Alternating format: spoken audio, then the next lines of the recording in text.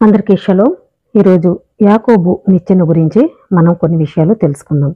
ఆదికాండము 28వ అధ్యాయము 10వ వచనము.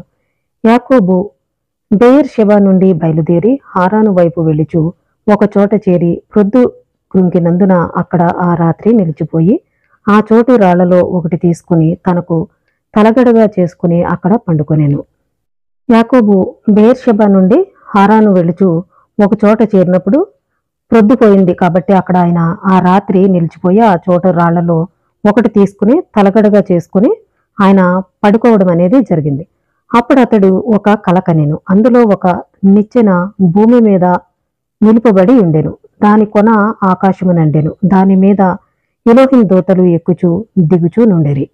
ఆయన పడుకున్నప్పుడు ఒక కల రావడం అనేది జరిగింది. అందులో ఒక నిచ్చెన భూమి మీద నుండి నిలుపబడి దాని కొన ఆకాశమునంటే ఆయన చూడటం జరిగింది.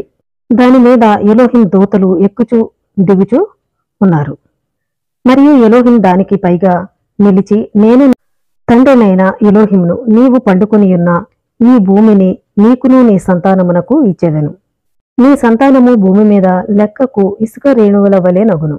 నీవు పడమటి తట్టును, తూర్పు తట్టును, ఉత్తరపు తట్టును, దక్షిణపు తట్టును వ్యాపించెదవు. భూమి యొక్క వంశములన్నీ నీ మూలముగాను నీ సంతానము మూలముగాను ఆశీర్వదింపబడును.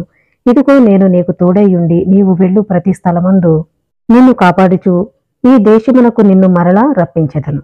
నేను నీతో చెప్పినది నెరవేర్చు వరకు నిన్ను విడువనని చెప్పగా యాకోబు నిద్ర తెలిసి నిశ్చయముగా ఎలోహిం ఈ స్థలమందున్నాడు, అది నాకు తెలియకపోయేననుకుని భయపడి, ఈ స్థలము ఎంతో భయంకరము, ఇది తండ్రి మందిరమే గాని మరొకటి కాదు.